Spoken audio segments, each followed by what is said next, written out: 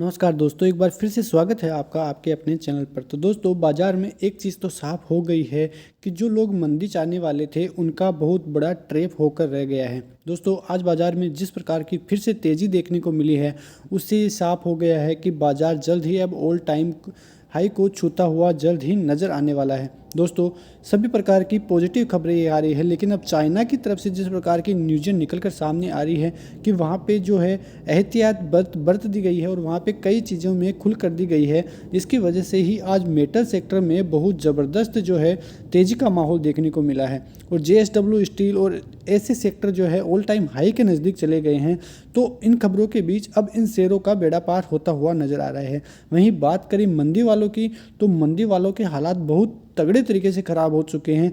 उन्होंने जितनी चाहे वो कोशिश कर ली, लेकिन इंडियन मार्केट है वो अब नीचे आने का नाम नहीं ले रहा है। जिस प्रकार की कोरोना की खबरें निकल कर सामने आई, बड़े बड़े ब्रोकरेज हाउसेस और बड़े बड़े विशेषज्ञ उन्होंने ये तक कह दिया है कि बाज़ारों में करीब 10% तक का करेक्शन आ सकता है, लेकिन ऐसा कुछ नहीं हुआ और बाज़ार में बहुत तगड़ी रिकवरी आई।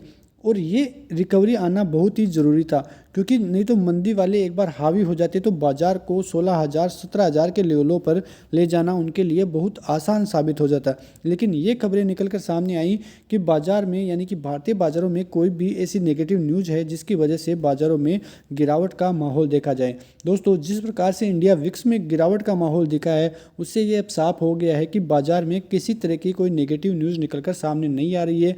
वहीं 3 दिनों के बाद आज जो अमेरिकी बाज़ार है वो खुलते हुए नजर आएंगे। उसके बाद ही ऐसा जो कल के लिए जो है सारी ट्रिगर्स ऐसे सामने आएंगे और नेगेटिव खबरें सामने आएगी कि जिसकी वजह से भारतीय बाज़ारों में इम्पैक्ट पड़ता हुआ नजर आए।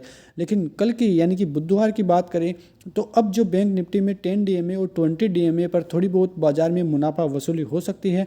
और क्रूड की बात करें तो क्रूड में आपको मैंने पहले ही बता दिया था कि चीन में जो कोरोना के प्रतिबंध है वहाँ पे ढील देने के कारण क्रूड में तेज़ी बन गई है। अब बाज़ार में चीन के वैल्यूएशंस जो है बाज़ार जो भारतीय बाज़ार है वहाँ से अच्छे हो चुके हैं। इस वजह से बाज़ार में यानी कि चीनी मार्केट में जो है अब ज़्यादा लोग निवेश करने पर भरोसा कर सकते हैं। लेकिन जिस प्रकार की खबरें वहाँ से कोरोना के लिए निकल कर सामने आ रही हैं, ऐसा अब नहीं लग रहा है कि वहाँ पर अभी भी स्थिति जो है साफ होती हुई नजर आ रही है। यदि इंडेक्स फ्यूचर में FIIs लोन की बात करें तो 26 दिसंबर की बात करें तो 47% जो है FIIs में लोन की स्थिति बनी हुई है और कॉल में करीब करीब 61,920 शॉर्ट हुए हैं। वहीं पुट में जो है बढ़ोतरी होती हुई यहाँ पे दिखाई दे रही है।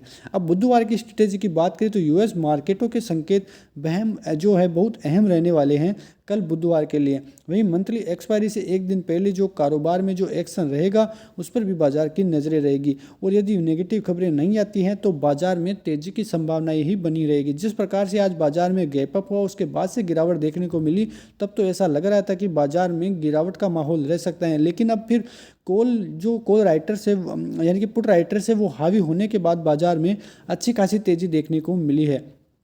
और यहीं यदि चीनी शेयरों की बात करें तो वहाँ पे सरकार ने 12% इथेनॉल ब्लेंडिंग का प्लान तैयार कर लिया है।